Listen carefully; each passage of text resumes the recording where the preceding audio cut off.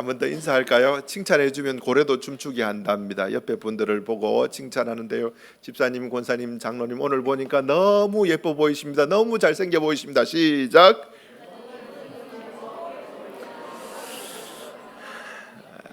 예, 감사합니다. 자, 이사야서 계속 살펴보고 있습니다. 이사야서 그냥 이사야서에 푹 좀 빠집시다. 이사야서 푹 좀 빠졌으면 좋겠는데요. 이사야서 살펴보고 있는데 이사야서를 크게 좀 나누면 이사야서 1장에서 12장까지 이스라엘을 향한, 예루살렘을 향한 하나님의 심판의 메시지입니다. 1장에서부터 12장까지. 자, 그 다음에 우리가 살펴봤던 13장부터 23장까지 이스라엘 주변의 10개 나라, 10개국에 대해서 하나님의 심판과 경고의 메시지예요.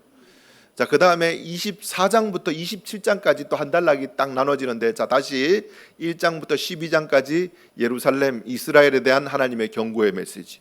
그 다음 약간 바운더리가 넓어져요. 13장부터 23장까지는 이스라엘 주변의 10개의 나라에 대해서 하나님의 심판과 경고의 메시지. 자, 그 다음 24장부터 27장은 그러면 뭐가 나와야 될까요? 자, 다시 복습. 자, 1장부터 12장까지는 이스라엘과 예루살렘을 향한 경고. 조금 바운더리가 넓어졌어요. 이스라엘 중심으로 10개의 나라를 향한 13장부터 23장까지 경고. 자, 그 다음 24장부터 27장은 어디에 경고가 나와야 되겠습니까? 네? 그렇죠. 예, 귀한 답변 감사합니다. 정말 귀한 답변이에요. 온 세상을 향하여서, 열방을 향하여서 하나님의 심판과 경고의 메시지가 24장부터 27장까지 나오는데, 24장부터 27장까지의 별명이 무엇이냐니까 이사야의 소묵시록 이렇게 부릅니다. 요한계시록처럼 소계시록 이렇게 부르는 거예요. 장차 일어날 일들에 대해서 이사야서 24장부터 27장까지 이렇게 기록되어 있어요. 지난 한 주간 동안 휴가 보내면서 제가 작정했던 이사야를 전체적으로 한번 공부하고 우리 성도들을 만나야지 생각했는데, 제대로 하려고 했는데 24장부터 27장까지 책을 읽어내는데 책 보는 것마다 해석이 다 달라요. 책 보는 것마다 해석이 다 달라요. 그래서 다 못 보고 27장까지밖에 못 봤어요. 진짜 열심히 봤는데 도저히 제 능력 밖이었습니다. 다 좀 보고 여러분 만날라 했는데 차츰 우리가 이사야를 봤으면 좋겠어요. 이사야서 좀 봤으면 좋겠는데 좀 난해한 내용들이 있습니다. 목사님들마다 해석이 좀 다르고 교수들마다 해석이 좀 달라요. 오늘 이제 제가 이 본문을 살피는 것은 수많은 책들을 좀 조합해서 이거 맞네. 그리고 제 머릿속에 있는 것을 끄집어서 엮어서 꿰어서 만든 내용입니다. 그래서 완성본이라기보다는 완성을 향해 나가는 어떤 내용들이다 이렇게 생각하시고요. 혹시 여러분들이 생각하는 것과 조금 다를 수도 있을 거예요. 다를 수도 있지만 들어보시고 여러분들에게 유익이 되는 시간 되었으면 참 좋겠습니다. 자, 다시 이사야서 24장부터 27장은 무슨 내용요? 온 세상을 향한, 온 열방을 향한 하나님의 경고의 메시지. 별명이 뭐라고요? 이사야의 소묵시록. 장차 일어날 일들에 대한 기록들이 기록되어 있습니다. 자, 오늘 본문 좀 이해하기 위해서는요, 창세기를 먼저 좀 봐야 되는데, 창세기 1장 1절 다 같이 시작. 태초에 하나님이 천지를 창조하시니라. 창세기는 누가 썼습니까? 모세가 썼어요. 모세가 태초에 하나님이 천지를 창조하시니라 이렇게 썼는데, 모세가 살 때는요 땅이 있었습니다. 땅이 있었는데 1장 2절에 천지를 창조할 때 땅의 상태에 대해서 이야기를 하고 있어요. 땅이 혼돈하고 땅이 공허하며, 여러분, 땅이 혼돈하고 땅이 공허하며, 이 혼돈과 공허라는 이 단어 자체가 여러분 땅이 있는데 혼돈스럽고 땅이 있는데 공허하며 이런 뜻이 아니고요. 혼돈과 공허, 토우, 보후라는 두 단어가 비슷한 의미인데 텅 빈 상태 이런 의미입니다. 텅 빈 상태, 존재하지 않고 텅 빈 상태를 말하는 거예요. 모세가 있을 때는 땅이 있었어요. 그 땅이 있는데 하나님이 천지를 창조하실 때는요 땅이 공허하며 땅이 혼돈하며, 토우, 보후 두 단어예요. 혼돈, 공허 비슷한 단어예요. 그냥 텅 비어 있는 상태, 공허한 상태 이런 의미입니다. 텅 비어 있어요. 아무것도 없고 땅이라는 그 개념 자체가 없는 그런 텅 비어 있는 상태라는 거예요. 여러분, 그렇게 텅 비어 있는 상태에 하나님이 셋째 날 땅과 바다를 창조하십니다. 창세기에 나와요. 땅과 바다를 창조하세요. 땅이 공허하고 혼돈한데 텅 빈 그런 상태에서 하나님이 셋째 날 땅과 바다를 창조하십니다. 자, 그 다음에 우리가 봐야 될 게 24장 1절 말씀인데요. 자, 24장 1절 같이 한번 읽어볼까요? 시작. 보라.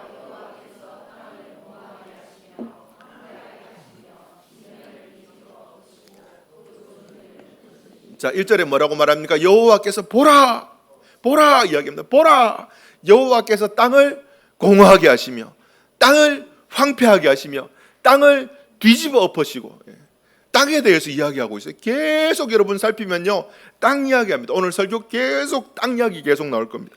땅을 공허하게 하시고 땅을 황폐하게 하시고 땅을 뒤집어 엎으시고. 어떤 상태로 돌린다고요? 창세기 1장 2절, 하나님께서 천지를 창조하기 전에 땅이 혼돈하고 땅이 공허하고 그 상태로 하나님께서 어떻게 해요? 돌려버리는 거예요. 돌려버리는 거예요. 땅이 혼돈하고. 여러분, 장차 이 땅에 대해서 요한계시록은 뭐라고 말하느냐? 요한계시록 여러분 21장 1절 말씀인데요. 자, 우리 눈 크게 뜨고 한번 읽어볼까요? 시작. 또 내가 새 하늘과 새 땅을 보니 처음 하늘과 처음 땅이 없어졌고 바다도 다시 있지 않더라. 처음 땅과 처음 하늘이 어떻게 해요? 없어졌고. 여러분, 새 하늘과 새 땅이 임하려면 옛 세상, 옛 땅, 옛 하늘 없어져야죠. 세계에 임하려면 옛 거는 사라져야 되는 거예요. 하나님께서 창세기 1장 1절 땅이 혼돈하고 땅이 공허하며 그 상태로 땅을 어떻게 해요? 리셋해버리는 거예요. 리셋, 여러분 알죠? 리셋, 다시 시작하는 거예요. 여러분, 하나님께서 땅을 어떻게 하신다고요? 혼돈하고 공허하게 만들겠다. 24장 1절에 하나님께서 땅을 리셋시키겠다 이렇게 이야기합니다. 그때 자 24장 2절, 백성과 제사장이 같을 것이며 종과 상전이 같을 것이며 여종과 여주인이 같을 것이며 사는 자와 파는 자가 같을 것이며 빌려주는 자와 빌리는 자가 같을 것이며 이자를 받는 자와 이자를 내는 자가 같을 것이라.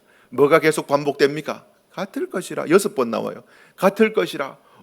하나님께서 땅을 리셋하고 하나님께서 심판을 행하실 때에 온 세상이 평등해집니까? 평등은 평등인데 그런 평등이 아니고요, 니나 내나 똑같다 그런 평등이 아니고요, 성경은요, 백성과 제사장이 같을 것이며, 뭐 제사장이라고 하나님의 심판 앞에서 이 땅을 리셋시킬 때에 하나님의 심판 앞에서 제사장이라고, 권세를 가진 사람이라고, 상전이라고 특혜를 받을 게 전혀 없다라는 거예요. 아무런 특혜 받을 것 전혀 없다. 너가 특혜 받을 것 전혀 없다라는 거예요. 하나님의 심판 앞에서는 그 누구도 불문하고 다 평등하다라는 거예요. 똑같다라는 겁니다. 자, 넘어갈까요? 3절에 다시 한번 강조합니다. 땅에 대해서 한번 읽어보겠습니다. 3절 시작. 땅이 온전히 공허하게 되고 온전히 황무하게 되리라. 여호와께서 이 말씀을 하셨느니라. 여러분, 땅이 어떻게 해요? 온전히 공허하게 되고 땅이 어떻게 해요? 온전히 황무하게 되리라. 여러분, 온전히 형용사를 꾸며주는 이 부사가 온전히 공허하게 되고 황무하게 되리라. 근데 우리는 온전이라는 단어를 쓰지만 원어 성경에 보면요, 이 온전이라는 단어가 없고요, 공허하게, 이게 2번 반복되어 있어요. 땅이 공허하게 공허하게, 땅이 공허하게 공허하게. 바카크라는 단어인데 공허하게 공허하게, 땅이 공허하게 공허하게 2번 강조하고 있어요. 그대로 공허해진다라는 거예요. 땅이 1절에도 강조하고 3절에도 또 땅이 공허하게 되고 공허하게 되리라. 땅이 공허하게 되고 공허하게 되리라. 강조하는 거예요. 텅 비게 되리라.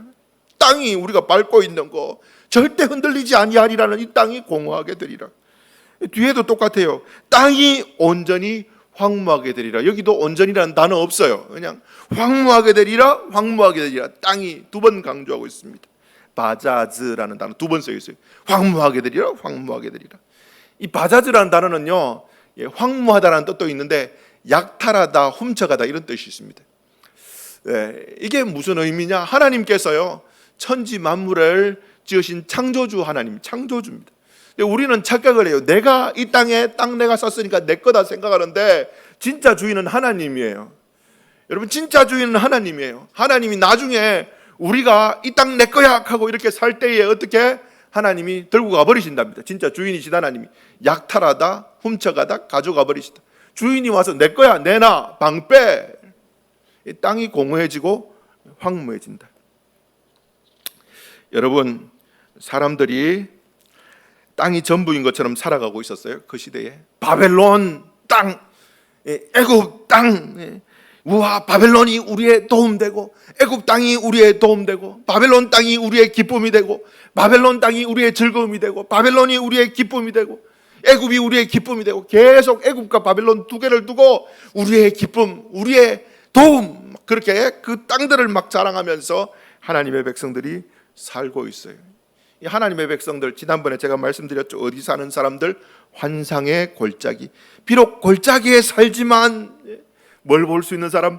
하나님이 보여주시는 그 환상을 보며 살아가는 그 환상을 보며 기뻐하고 환상을 보며 즐거워하고 환상을 보면서 찬송하고 환상을 보면서 만족해야 돼. 비록 골짜기에 살지만 강대국 애굽과 바벨론이 있음에도 불구하고 그 골짜기에 비록 살지만 전능하신 하나님이 보여주시는 그 환상을 보면서 기뻐하며 즐거워하며 살아가는 것을 목표로 삼아야 될 하나님의 자녀들이 뭐요? 바벨론이 우리의 기쁨이요 바벨론이 우리의 도움이요 애굽이 우리의 도움이요 애굽이 우리의 기쁨이요 그거하고 살아가고 있는 거예요. 그렇게 살아가고 있는 거예요. 그러니까 환상을 봤던 이사야서 3장 제일 마지막에 온 땅이 공허해지고 온 땅이 황무하게 될 것인데 이건 누가 했던 말이라고요? 하나님께서 너희들을 향하여서 하신 말씀이다. 반드시 텅 비고 반드시 황무하게 될 것이다. 이렇게 말씀하고 있죠. 자, 4절 말씀 같이 한번 읽어볼까요? 시작. 땅이 슬퍼하고 쇠잔하며 세계가 쇠약하고 쇠잔하며 세상 백성 중에 높은 자가 쇠잔하고 쇠약하며 쇠잔하고 쇠약하며 슬퍼하며 비슷한 단어들이 계속 이어지고 있습니다. 비슷한 말들이 계속 이어지고 있어요. 은혜로운 찬양이 나오고 있습니다. 쇠잔하고 쇠약해지고 쇠잔하고 쇠약해지고 계속 반복하고 있어요. 쇠약해지고.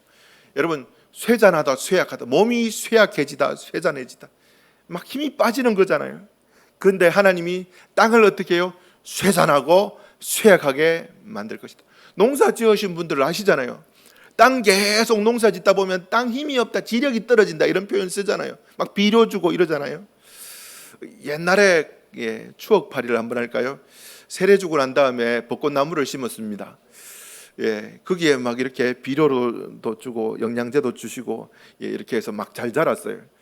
막 비료 주고 이랬는데 비료가 아니죠. 영양제 이렇게 막 주고 했는데 어떤 분이 와서 비료가 아니고 영양제를 줬는데 교인 중에 한 분이 막 쫓아가고 이거 주면 나무 죽는다 이러면서 비료 막 걷어내고 막 이랬거든요. 저는 그 주면 죽는지 모르는데 하여튼 주면 죽는다면서 막 걷어내셨는데 다시 막 주고 막 이거 비료 아닙니다. 영양제입니다. 땅이 힘이 떨어지면은 뭐 이렇게 줘야 되잖아요. 근데 땅에 힘이 빠져요. 쇠약하고 쇠잔해지고. 그러니까 땅이 슬퍼하는 거예요. 이거 보면서 저는 딱 떠오르는 게 여러분 지금 세상이 지금 어떻게 되어가고 있습니까? 사막화가 막 진행되고 있습니다. 사막화된 곳은 힘없어요. 힘없습니다. 쇠약해집니다. 풀뿌리 못 삽니다. 그리고 뭐 나옵니까? 권위 세상 백성 중에 높은 자가 쇠약하며 이 높은 자, 뭐 대통령, 왕, 지배자 이런 사람들 권세를 가지고 있는 사람들이 쇠약해져요. 왜 그렇습니까? 여러분 하나님의 심판이 땅에 임해요. 이 땅에 심판이 막 임하는데 내가 대통령이야 이러면서 자기의 권위를 내세울 수 있을까요? 땅이 뒤흔들리는데 땅이 공허하고 황폐해지는데 사는 곳 자체가 질서가 다 깨어지는데 여러분 뭐 왕이라고 대통령이라고 안 됩니다. 백성 중에 높은 자가 쇠약하며 무정부 상태가 되는 거예요. 질서 자체가 다 무너진다고 이야기합니다. 여러분은 혹시 TV 보십니까? 가끔 보시죠. 요즘에 이렇게 유튜브로 이렇게 또 볼 수도 있고 개그 콘서트라는 거 들어보셨습니까? 망했잖아요. 망했어요. 사람들이 하는 이야기가 개그 콘서트가 망한 게 요즘에 정치인들이 더 웃기기 때문에 개콘이 망했다 이런 이야기를 하던데, 봤는데 좀 이렇게 웃고 싶어서 봤는데 너무 안 웃겨요. 왜 개그맨들이 이렇게 재미없게 콘티를 짤까 이런 생각이 들 정도로 너무 안 웃겨요. 인내하면서 봤는데 한 프로그램이 나오는데 제목이 지구 종말 1분 전이라는 거 하더라고요. 지구 종말 1분. 혹시 보신 분 계시나요? 내용인즉슨 어떤 회사의 상사가 막 갑질을 하는 거예요. 막 커피 타와 이러면서 막 야단치고 막 화내는데 갑자기 TV가 딱 켜지더니 속보 전합니다 이러면서 행성이 지구와 충돌합니다. 종말 1분 전입니다. 이렇게 하면서 이제 이야기가 진행되는데 상사가 커피 타와 이렇게 하는데 커피 타와서 막 얼굴에 뿌리 뿌고 막 이런 거 안 웃기잖아요, 여러분. 봐요, 여러분들도 제가 이야기해도 그 이야기가 다예요. 하나도 안 웃긴데 그거 보고 웃어라 이러니까 막 짜증 나고 이러는데, 막 앞으로 세상이 종말이 오는데 땅이 흔들리는데 땅이 공허하게 되는데 커피 타와 상전이 왕이 안 돼. 권위 자체가 쇠약해진다라는 말입니다. 자, 중요한 구절 5절 말씀. 5절 한번 읽어보겠습니다. 시작. 더럽게 되었으니 이는 그들이 율법을 범하며. 자, 5절 정말 중요합니다. 5절 중요합니다. 땅이 또한 그 주민 아래서 더럽게 되었으니 이는 그들이 율법을 범하며 율례를 어기며 영원한 언약을 깨뜨렸습니다. 5절 정말 중요한 거예요. 오늘 본문 해석하는데 왜 땅이 심판을 받게 되었다고요? 하나님께서 왜 땅을 창세기 1장 2절처럼 리셋시켜 버리겠다고요? 땅이 그 주민 아래에서 더럽게 되었다고 이야기합니다. 그 주민 아래에서 땅이 더러워졌다. 사람 때문에 땅이 더러워졌다라는 거예요. 여러분, 성경에 저주라는 단어가 나옵니다. 저주. 우리나라에 저주하면은 여러분 떠오르는 거, 그 사극 같은 거 옛날에 보면은 굿하는 사람들이 막 지푸라기를 만들어 가지고 칼 던지고 막 이래 저주 막 하고 가면은 막 으악하고 막 이런 거, 이거 저주라고 생각하잖아요. 보통 우리는 그걸 저주라 생각하는데 성경이 말하는 저주는요, 이 저주라는 단어 자체는요, 멈추다, 그치다 이런 뜻입니다. 멈추다, 그치다. 여러분, 저주가 뭐냐니까 하나님께서 이 땅 가운데 은혜와 긍휼과 자비를 끊임없이 베풀어 주시는데 그 하나님이 베풀어 주신 은혜와 자비와 긍휼이 멈추고 거친 상태가 뭐라고요? 저주. 여러분, 개념을 잘 잡아야 돼요. 막 칼 푹 찌르고 난 다음에 죽어라, 이게 저주가 아니고요. 성경이 말하는 저주는 하나님께서 자비와 긍휼과 은혜가 넘치는 상태는 복인데, 저주는 뭐요? 하나님께서 베풀어 주시던 그 은혜와 긍휼과 자비가 딱 스톱 멈춰진 상태, 거친 상태가 저주인 거예요. 지옥도 같은 개념입니다. 지옥 막 불타고 막 귀신 나타나고 이런 게 아니고요, 하나님의 은혜와 긍휼과 자비가 조금도 없는, 전혀 없는 곳이 바로 지옥이라는 거예요. 같은 개념입니다. 저주, 지옥. 여러분, 하나님께서 왜 이 땅에 복을 그치게 만들고 복을 멈추게 만드시느냐? 사람들이 땅을 죄로 말미암아 더럽혔기 때문인 거예요. 5절에 보면 땅이 또한 그 주민 아래서 더럽게 되었으니, 땅이 그 주민들 밑에서 더럽게 되었으니, 땅이 더럽게 되었다. 환경 오염 이야기하는가? 사람들이 땅을 더럽혔는가? 그거 이야기하는 거 아닙니다. 그거 이야기하는 거 아니에요. 그 뒤에 나오잖아요. 이유는 그들이 율법을, 율례를, 언약을 어떻게 해요? 깨뜨렸습니다. 여러분, 성경 보세요. 나오잖아요. 그들이 율법을, 율례를, 언약을 깨뜨렸기 때문에 땅이 어떻게 해요? 더럽혀졌다. 이렇게 이야기합니다. 땅이 더럽혀졌대요. 그들 때문에. 그들이 하나님 앞에 불순종했기 때문에, 죄지었기 때문에 땅이 더러워졌다. 여러분, 성경은요, 일맥상통하게 땅이 사람들 때문에 저주받는다 이렇게 이야기합니다. 자, 볼까요? 죄 때문에 땅이 저주받는데, 창세기 3장 17절 한번 읽어보겠습니다. 시작. 아담에게 이르시되 먹지 말라 한 먹었은즉 땅은 너로 말미암아, 땅이 누구 때문에? 하나님 앞에 불순종했던 아담 때문에 땅이 너 때문에 저주받고, 저주받은 땅이 뭘 내느냐 18절 땅이 너에게 가시덤불과 엉겅퀴를 낼 것이다. 저주받으니까 땅이 너 때문에 저주받았어. 하나님 앞에 불순종한 너 때문에 땅이 저주받았어. 근데 엉겅퀴와 계속 가시덤불을 내는데 계속 또 죄를 지으면요, 그때 하나님은 땅을 심판해 버리십니다. 지난번에도 말씀드렸지만 하나님은 달아보시는 하나님이에요. 따라합시다. 달아보시는 하나님. 딱 달아보시는 거예요. 무게를 달아보시는 겁니다. 죄의 무게, 또 기도의 무게도 달아보십니다. 기도 응답, 기도가 쌓이고 쌓이면은 응답해 주시. 기도 저금하는 겁니다. 기도 질이 양 중요합니다. 기도 많이 하셔야 됩니다. 자, 여러분, 다니엘서 5장 25절 뭐 나옵니까? 기록된 글자는 이것이니 곧 메네메네 데겔 우바르시니라. 요 쭉 바벨론의 가장 마지막 여러분 벨사살 왕 이야기 나오면서 그 나라 멸망받는 것, 하나님이 달아보고 바벨론도 달아보고 벨사살도 달아보고 그들의 죄가 가득 찼기 때문에 하나님께서 심판의 날, 그날 밤에 어떻게 해요? 벨사살과 바벨론을요 메대의 손에 붙여가지고 다리오가 바벨론을 정복해 버립니다. 바벨론 끝나버리는 거예요. 달아보고 끝! 이제 심판하시는 겁니다. 똑같은 이야기 합니다. 여러분 성경에 보면요, 하나님이 약속의 땅 가나안 땅 너한테 줄게 이러는데 빨리 안 주십니다. 천천히 주십니다. 여러분 천천히 주시는 이유가 뭐냐니까 성경에 정확하게 나와요. 아직까지 가나안 땅에 죄가 관영하지 않았다 이렇게 나옵니다. 여러분 볼까요? 창세기 15장 16절 내 자손은 4대 만에 430년 4대 만에 이 땅에 돌아오리니 가나안 땅에 돌아오리니 그 다음부터 읽어봅시다. 시작. 이는 아모리 족속의 죄악이 아직 가득 차지 아니함이니라 하시더라. 죄가 안 찼어요. 그 땅에 죄가 가득 차지 않았기 때문에 하나님이 죄가 가득 찰 때까지 심판하실 때까지 기다리시는 거예요. 가득 찰 때까지.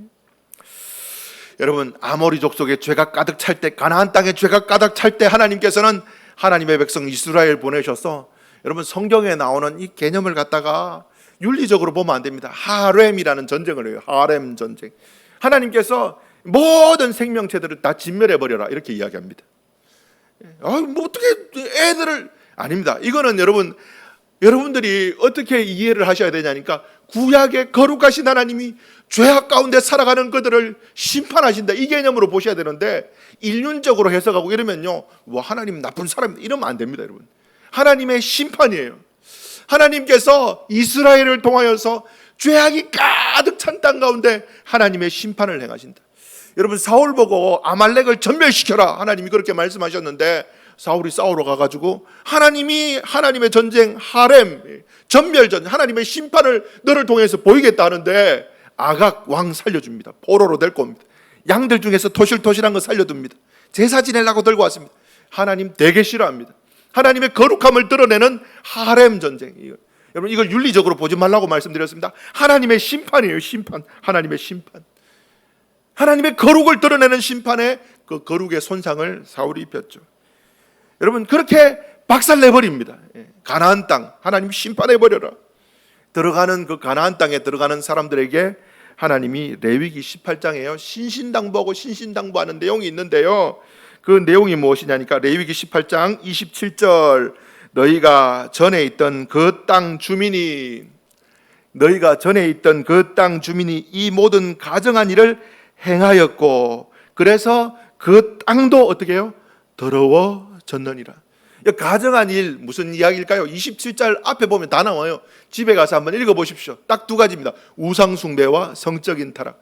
여러분 성적인 타락에 대해서 얼마나 상세하게 묘사하고 있느냐 하니까요, 레위기 18장에 보면요, 이 땅에 이전에 살던 땅이 토해내버렸던 그 사람들의 성적인 타락에 대해서 쭉 나오는데, 집에 가서 보세요. 건친상간, 집단 성행위, 소화성애, 동성애, 수간, 정확하게 그대로 다 나옵니다. 우상숭배 그대로 나와요. 땅이 토해내버렸다 이야기합니다. 그러면서 28절 같이 한번 읽어봅시다. 시작. 너희도 더럽히면 그 땅이 너희가 있기 전 주민을 토함같이 너희도 토할까? 너희도 똑같이 죄지면 하나님의 백성 너희도 토해내버리겠다 이야기합니다. 땅이 토해내버린대요. 땅을 더럽히면 땅이 토해내버린대요. 또 예를 들까요? 소돔과 고모라 똑같아요. 소돔이 동성애 거기서 나온 단어잖아요. 죄가 가득해서 하나님께서 소돔과 고모라 심판해 버립니다. 여러분, 땅이 사람들의 죄 때문에 저주와 심판을 받아요. 땅이 너 때문에 저주를 받고 땅이 너것 때문에 더럽혀졌고 계속 성경이 이야기하잖아요. 근데 여러분, 가나안 땅과 소돔 땅, 이거는 어떻게 보면 국지적인 부분입니다. 가나안이라는 곳, 소돔이라는 곳, 국지적인 건데, 여러분 성경에 보면 하나님이 땅을 완전히 심판하고 버렸던 장면이 나오는데, 그게 창세기의 노아의 홍수 심판입니다. 노아의 홍수 심판은요, 이 국지적인 심판하고 달라요. 하나님이 전멸시켜 버립니다. 창세기 6장 5절 보면요, 여호와께서 사람의 죄악이 어디에 가득함을 보고 세상에 온 땅에 가득하다라는 거예요. 달아보시고 가득함을 보고, 온 세상에 죄가 가득함을 보고 하나님께서 어떻게 해요? 7절 이러시되 내가 창조한 사람을 지면에서 쓸어버리겠다. 하나님께서 거국적으로 지었던 사람을 심판합니다. 하나님께서는 죄 때문에 땅을 심판하십니다. 전 세계적으로도 심판하셨죠. 그런데 하나님께서요, 홍수 심판 이후로 물론은 다시는 세상 심판하지 않겠다 이렇게 이야기하십니다. 이제 남은 심판은요, 최후의 심판은 세상이 흔들리는 것, 땅이 흔들리는 것, 땅이 공허하게 되는 것. 뭐요? 창세기 1장 2절 상태, 땅이 혼돈하고 공허하며 그 상태로 돌려버리는 것. 남은 심판은 불심판밖에 없다고 성경은 상세하게 말합니다. 베드로후서 3장 6절, 자, 제가 읽어드릴게요. 여러분 앞에 있는 성경 잘 보세요. 이로 말미암아 그때의 세상은 노아 홍수 때죠, 물이 넘침으로 멸망하였으되. 7절, 이제 하늘과 땅은 그 동일한 말씀으로 뭐하기 위해서? 불사르기 위하여서 보호하신 바 되어 있는데, 누구와 함께? 경건하지 아니하는 사람들의 심판과 멸망의 날까지 보존되어 있는 거다. 뭐하기 위해서 보존되어 있다고요? 경건하지 않는 자들과 함께 심판하기 위해서, 어떻게 해요? 불사르기 위해서 지금 보호하고 있다 이야기합니다. 그때는 물심판, 이제 앞으로 남은 것은 불심판. 자, 베드로후서 3장 10절도 한번 읽어볼까요? 10절, 자, 시작. 그러나 주의 날이 물질이 뜨거운 땅과 그 중에 있는 모든 일이, 물질이 어떻게 해요? 뜨거운 불에 풀어지고, 땅덩어리 모든 것들이 뜨거운 불에 풀어지고, 앞으로 일어날 이야기하고 있죠. 우리가 살고 있는 세상, 음행으로 땅이 엄청나게 더러워지고 있습니다. 성적인 타락, 브레이크가 망가진 자동차처럼 끝없이 속도를 내고 있습니다. 교회들이 일어나서 피켓 들고 동성애 반대 운동하지만 계란으로 바위치기입니다. 계란으로 바위치기 하지 말라는 말 아니에요. 해야 됩니다. 그러나 그 브레이크 터진 차는 계속 달려갑니다. 이번에 프랑스 올림픽 개막식 사진 한번 보여주시겠어요? 이 사진 여러분 보셨죠? 그 다음 사진 한번 보여주시겠어요? 그 최후의 만찬 그대로 카피한 거죠. 다시 앞에 사진 보여주시겠어요? 이 동성애 하는 사람들, 중간에 예수님 동성애 하는 사람, 이거 그대로 버젓이 올림픽 개막 전에 프랑스에서 저런 거 딱 올려놓습니다. 교회와 예수님을 비웃는 거죠. 비웃는 거죠. 웃는 겁니다. 여러분, 세상이 어떻게 흘러가고 있습니까? 동성애자들을 옳다고 하는 시대가 이미 도래했습니다. 이미 도래했어요. 동성애자를 틀렸다고 말하면 벌받는 세상이 도래했습니다. 사도 바울 시대 때 사도 바울은 우리에게 뭐라고 말합니까? 로마서 1장 32절 읽어볼까요? 시작. 그들이 이 같은 일을 행하는 자는 사형에 해당한다고 하나님께서 정하심을 알고도 자기들만 행할 뿐 아니라 또한 그런 일을 행하는 자들을 옳다, 거국적인 잘못 아니야, 그거 당연히 인간의 본성이지, 본능이지, 괜찮아, 다 옳아, 틀린 거 아니야, 법적으로 옳다고 이야기해 주는 세상이 옵니다. 왔고요. 세상은 이미 브레이크가 터진 자동차처럼 하나님의 심판을 향하여서 달려가고 있습니다. 달려가고 달아보고 땅에 죄가 관영하게 될 때에 하나님께서 어떻게 해요? 심판하십니다. 여러분, 예수님은요 재림 전에 세상에 또 교회에 어떤 일이 일어나느냐, 디모데후서 3장 1절부터 이거 읽어드리겠습니다. 여러분 앞에 보세요. 너희는 이것을 알아라. 성도들 여러분 이거 아십시오 이야기합니다. 말세에 세상 끝에 어떤 때가 온다고요? 어떤 때가 온다고요? 성도들이 고통받는 때입니다. 왜요? 죄가 너무 관영하기 때문에. 하나님 아버지 돌아보니까 여기도 죄, 저 교회 안에도 죄, 저기도 죄, 죄가 많으니까 성도들이 막 고통받는 거예요. 고통하는 때가 이른다. 2절 사람들이 자기를 사랑하고 돈 사랑하고 돈 자랑하고 교만하고 비방하고 부모를 거역하고 감사하지 아니하고 거룩하지 않고 3절 무정하고 원통함 풀지 않고 모함하고 절제하지 못하고 사납고 선한 것 좋아하지 않고 4절 배신하고 조급하고 자만하고 쾌락 사랑하는 것을 하나님 사랑하는 것보다 더하며 하나님 자리에 쾌락을 딱 갖다 놓는 거죠. 요즘에 여러분 전부 다 뭐 똑같아요. 그 옛날에 그 책 나왔는 것 중에 돈, 섹스, 권력 뭐 이런 책들 나왔는데 여러분 이런 것들 전부 다 뭐 지금 똑같이 사람들을 사로잡는 모든 것들이죠. 스크린, 스포츠, 섹스 이 세 가지들, 먹방, 쾌락, 즐거움, 먹는 거 뜯고 씹고 먹고 즐기고 쾌락을 사랑하기를 하나님보다 더하고 5절 같이 읽어봅시다. 시작. 경건의 모양은 있으나 경건의 능력을 부인하니 이 같은 자들에게서 내가 지금 일어나는 일 아닙니까? 좀 넘어가겠습니다. 자, 6절 계속 이야기합니다. 6절 읽어볼까요? 시작. 그러므로 저주가 땅을 삼켰고 그 중에 사는 자들이 정죄함을 당하였고 땅의 주민이 불타서 남은 자가 적도다. 그러므로 저주가 땅을 삼켰어요. 안으로 들어갔습니다. 인간이 저지른 죄 때문에 죄가 땅에 가득했기 때문에 저주가 땅을 삼켜버렸습니다. 저주 안에 땅이 들어간 거예요. 저주 안에. 저주 안에 땅이 들어가고 그 안에 사는 사람들 정죄를 받고. 근데 우리가 별표 쳐야 될 내용이 있는데 제일 끝에 남은 자가 적도다. 남은 자가 없도다가 아니라 남은 자가 있어요. 남은 자가 적도다. 한번 따라합시다. 남은 자가 적도다. 남은 자가 적도다. 남은 자가 있대요. 이게 복음입니다. 남은 자가 누구냐? 5절에 율법과 율례와 하나님께서 우리에게 주신 그 언약을 지키기 위해서 목숨 걸고 발버둥치는 사람들. 너희는 이 세대를 본받지 말고 시대 정신 따라가지 않고 좀 어떻게 보면 세상 사람들이 볼 때는 답답하게 사는 것처럼 보여도 골짜기에서 하나님 환상 보려고 주여 말씀하옵소서 내가 듣겠나이다. 그렇게 발버둥치는 그 사람.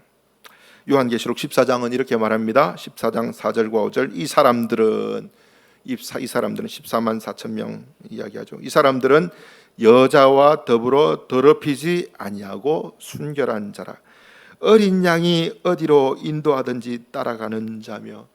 여러분 이 찬양 아시나요? 나는 어린 양을 따르리 온 힘 다해 온 마음 다해. 모르시나요? 되게 은혜로운 찬양인데 저 혼자 불렀네요.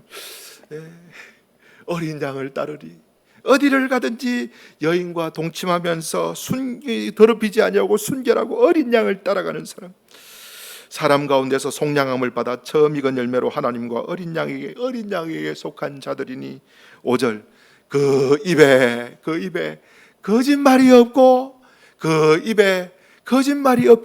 또 그의 삶에 흠이 없는 자들이야. 남은 자 이렇게 이야기하고 있습니다. 여러분 넘어가겠습니다. 7절 새 포도즙이 슬퍼하고 포도나무가 쇠잔하며 마음이 즐겁던 자가 다 탄식. 포도주입니다.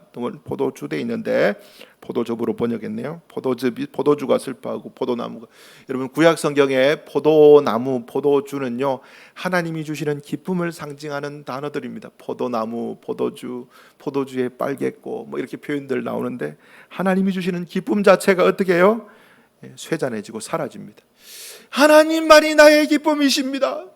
골짜기에서 비록 딴 사람들보다 조금 못 살고 바벨론보다 애굽보다 조금 떨어지는 그런 환경 속에서 살아가도 하나님만이 나의 기쁨이요, 하나님만이 나의 영광이요, 하나님만이 나의 도움이요, 하나님만 바라봐야 될 사람들이 자꾸 바벨론 바라보고 애굽 바라보고 애굽 찬양하고 애굽 노래하니까 하나님만의 그 기쁨 자체가 이제 사라지는 거예요. 그 다음에 하나님은 뭘 흔드시느냐? 하나님의 백성들이 기쁨 바라보는 그 땅을 뒤흔들어 버립니다. 그래서 그들 가운데 어떤 일이 일어나느냐? 8절과 9절, 소고치는 기쁨이 그치고 즐거워하는 자의 소리가 끊어지고 수금 타는 기쁨이 그쳤으며, 9절, 노래하면서 포도주를 마시지 못하고 독주는 그 마시는 자에게 쓰게 될 것이라. 똑같은 이야기하고 있습니다. 너가 기쁨이라 생각하는 거 다 들고 간다. 여러분 눈 한번 감고 한번 생각해 보세요. 내가 지금 진짜 기뻐하는 게 뭘까?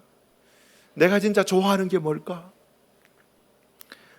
내려놔야 될 때가 있을 겁니다. 시간 관계상 넘어갑시다. 13절 13절 같이 한번 읽어보겠습니다. 시작. 세계 민족 중에 흔들갑고 거둔 후에,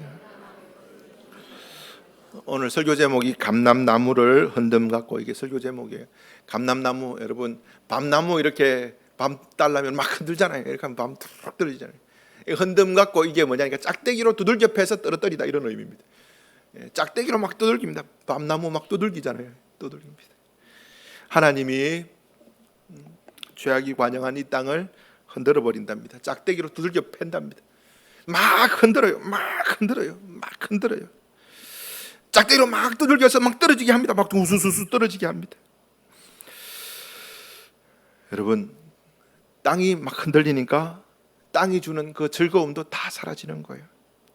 흔들립니다. 그런데 성경은요, 흔드는데 성경에 뭐가 있냐니까 흔들리지 않는 나라를 너희들이 하나님께서 상급으로 주셨다 이야기합니다. 여러분 요 말씀하고 오늘 본문이 이렇게 이어져야 돼요. 막 세상 흔들리는데 막 같이 흔들리는 사람은 같이 우수수 떨어지는데, 막 하나님이 흔드는데 땅을 뒤흔드는데 흔들리지 않는 나라에서 살아가는 사람이 있어요. 나는 어린 양을 따르리, 온 힘 다해 온 마음 다해 그 명령에 순종하리. 세상이 막 흔들리든지 말든지 그냥 하나님 주시는 환상 보면서 딱 흔들리지 않는 사람이 있다는 거예요. 자, 오늘 설교 적용합시다. 심판을 향해 달려가는 세상은요, 교회가 멈추라고 고함쳐도 멈추지 않습니다. 그래도 선지자적인 사명, 멈추라고 계속 이야기해야 합니다. 그리고 말세에 고통하는 때가 옵니다. 고통받을 준비하십시오. 여러분들이 같이 죄악 속에 뒹굴면 고통스럽지 않습니다. 해피한 세상이야. 그런데 거룩하게 살려고 발부둥치면 고통스럽습니다. 불심판을 향해서 달려갑니다. 불심판. 하나님이 갑자기 나타나서 방화범이 되셔서 불을 지르느냐? 아니요. 여러분 하나님의 심판이 바벨론을 통해서 나타나고 이집트를 통해서 나타나잖아요. 하나님의 심판은 지극히 어떻게 보면요, 객관적으로 우리 앞에 나타납니다. 여러분 그 서울대 원자핵공학과 서균열 명예교수 사진 나올 거예요.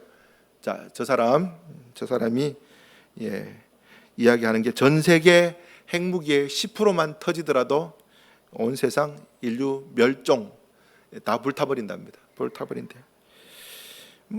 가능한 이야기입니다. 이사야 시대 때 핵무기 있었나요? 없었어요. 해봤자 이제 활 쏘면서 불 붙여서 던지고 그게 다겠죠. 이사야 시대 때는 상상할 수 없었던 일이 우리 시대 때는 가능할 수도 있겠다. 여러분 가능할 수도 있잖아요. 지금 러시아, 우크라이나 핵 쏜다 이렇게 자꾸 하는데 쏘고 쏘버리면 비슷한 일들이 안 일어나겠습니까? 종말의 시간표는 이미 벌써 제가 볼 때는 그 말세 지말. 사랑하는 우리 마리교회 성도 여러분, 이사야서 24장, 25장, 26장, 27장 저 세상을 향하여서 하나님의 심판의 메시지 이야기하고 있어요. 장차 올 세상, 우리는 어디에 소망을 두어야 할까요? 주 안에서 사랑하는 성도 여러분, 우리는 어디에 소망을 두어야? 흔들리지 않는 나라. 그게 하이델베르그 일문에 나옵니다. 하이델베르크 일문에 나오는데요. 요거 읽고 우리가 설교를 마쳤으면 좋겠습니다. 하이델베르크 일문, 제가 질문 읽으면 여러분이 답을 한번 읽어보겠습니다. 하이델베르크 교리문답인데요. 일문, 살아서나 죽어서나, 살아서 위로가 아니고 살아서나 죽어서나 당신의 유일한 위로는 무엇입니까? 답 시작.